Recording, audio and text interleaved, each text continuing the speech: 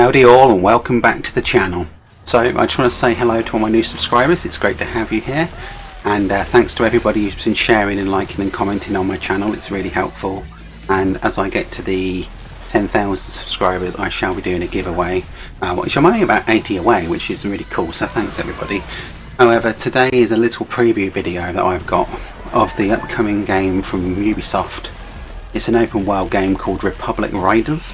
Now, this is from the developers, the dev team that made Steep, who are based in France, and they've only made the one game for Ubisoft so far. I think they're basically been built to build a basically based on extreme sports games all the time. So this is their second game that they're making, and basically it looks very much like a game that's based on scrambler bikes.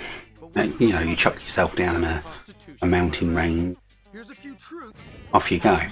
So we've got some gameplay here of the game, and obviously it's a very open world styly game, and you take on a bunch of challenges on the bikes, and like it's almost a mash-up of Steep and The Crew with dirt bikes, funnily enough.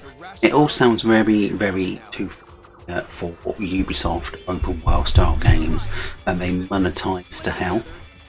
Now basically there's modes in the game where we've got 6 versus 6 multiplayer on, we've got online tournaments and modes where you can have over 50 players, and however, with that being said, all of the tasks within the base game can be completed in a solo mode, a little bit like how it was on Crew or Steep, but most of these games like this are predominantly focused around the social side of the game, where you're in a team, 30 people playing on tech these challenges together as a team, or just on your own.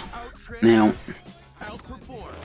as per a lot of these games, you've got the normal different modes when you're in third person mode or you're in some mode, but I can't help but feel this game would have been pretty cool to have seen how it would have behaved in like VR.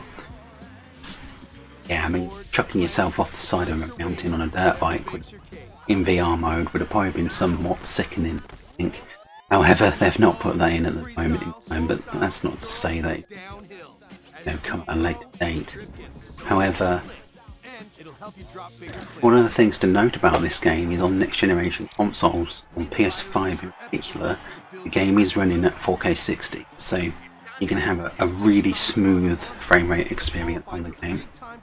And yeah, I mean, it's looking good, but the biggest issue I have with this game and previous open style games like, say, The Crew or Steep that they've had from Ubisoft like these, is they're constantly live service games that are constantly updated. And let's say, for instance, the base game has 200 missions. Unless you play it every week, when new content gets added regular every month, you have to update the game and new content. You can never hardly tell between what the base game content is or what the season pass content is, and like you'd be always updating the game to the full version of all the extra content, even though you've not paid for the pass in order just to pay the base game online. And it's directly reflected as well in already what you can for this game, and it's not even coming out until February time next year, I think. And there's 4 versions already. It's the standard version, it's the freebie edition, it's the gold edition, the ultimate edition, ranging from £50 all the way up to £100. And the £100 version comes with Year 1 pass, which means there's already planned to have dozens of content in that Year 1 pass. It makes me feel that they've probably made the game, the base game, somewhat similar all the time, and intentionally variety, and blocked a lot of varied content away in the passes. And then I mean, it says pass 1, that means there's probably going to be pass 2 and pass 3 and pass 4, and you just don't know when they're going to stop. and it means that stuck on the base game that they bought, either constantly are updating the game but content that they never use, or the base game doesn't have varied content like it should do because it's been intentionally put behind passes, because it's basically a service-based game and you're paying out that initial money, not really getting the. And though I do think this game looks interesting, I do think it's very cool.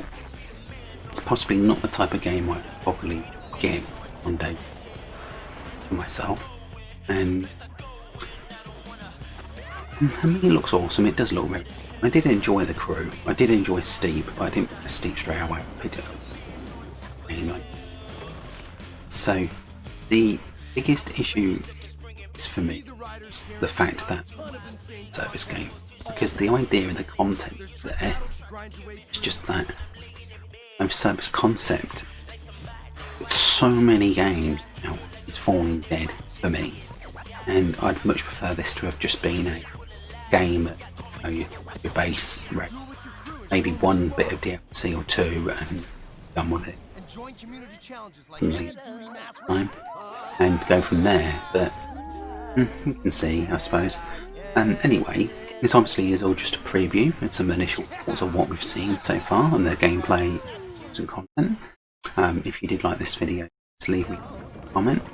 If you want more content on this as we get up to this, I can do that by all means. Just let us know. And if you're new around here, please subscribe. Thanks, and I'll catch you on the next one. Bye.